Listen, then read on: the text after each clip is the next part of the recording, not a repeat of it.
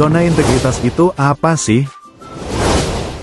Bang Ijal, aku sering dengar ZIWBK, tapi jujur aku masih bingung.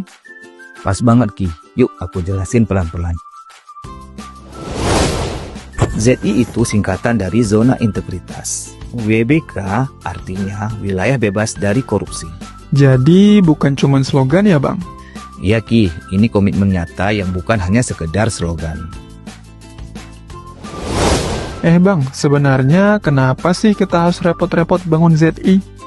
Karena ZI itu bikin pelayanan kita lebih bersih dan transparan. Nggak ada KKN, dan yang paling penting, masyarakat jadi percaya sama kita.